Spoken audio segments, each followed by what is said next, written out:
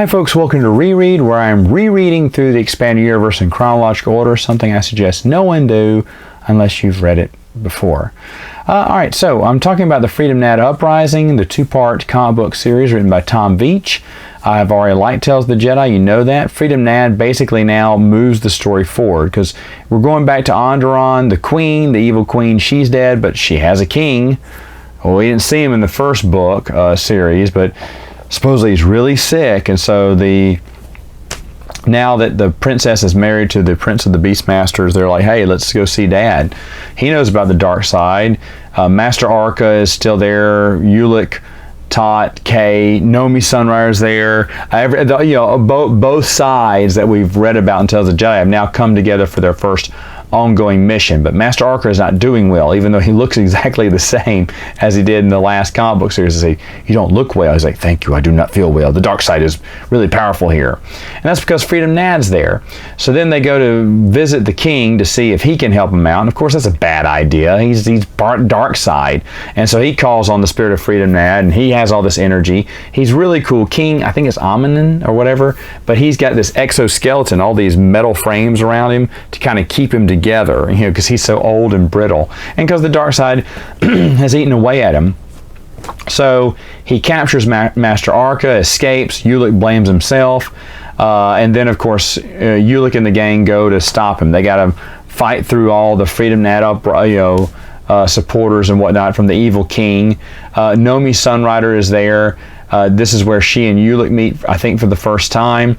She is drawn hideously in this series. I mean, she looks weird. I like her face has been all stretched, and her lips have been all stretched out and everything. She's like, bleh.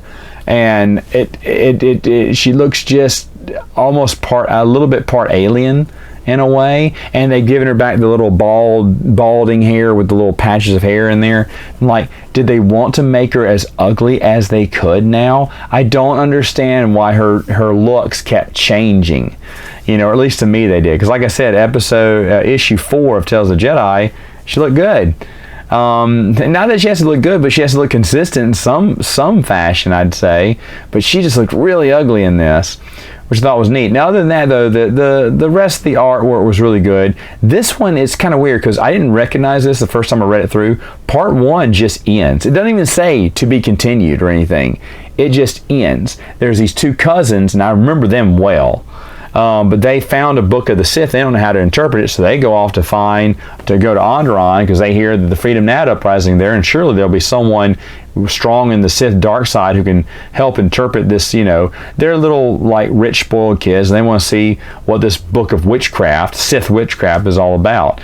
And in the history of bad ideas, obviously this is a bad idea, but it just kind of ends. She's like, they get on their ship and they're flying, and at the bottom it doesn't say to be continued, see you next month or whatever. It just ends.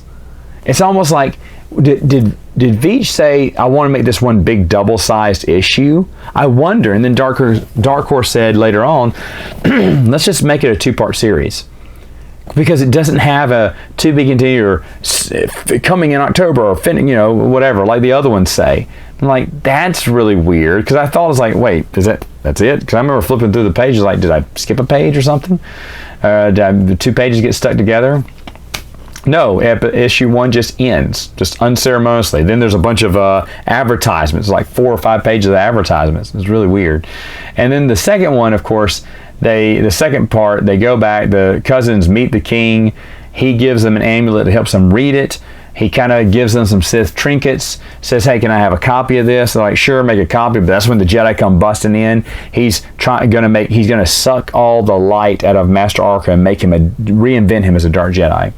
Well, anyway, Ulic and friends come in. They're slashing up people. Cade gets his metal arm slashed open. but he still has his good arm to fight, and that's just like one panel there. They talk about that. And of course they save Master Arca. Now it's kind of cool how they kill the king. I think Ulick slices through his exoskeleton structure, and then he just all falls to jelly, is what it says. It's like, ooh, because his weak bone structure can't support him. Well, Freedon Nadd realizes you are not the person to continue on. These youngsters who brought that Sith book, they are the ones who can continue on my legacy. And he says, hey, look, take the book and leave. He appears to the cousins, said, take the book and leave. Here, take these Sith swords too. Take this Sith magic stuff. He said, you will be the ones to carry on. And he tells the king that, he's like, you're old, it's time for you to die. You know, it's almost like Freedon Nadd's kind of nice too, because he tells the Jedi, okay, you're done. You've won today, but you won't win forever. He said, no one here will turn to the dark side. And then there's a pause like, well, maybe one or two of you.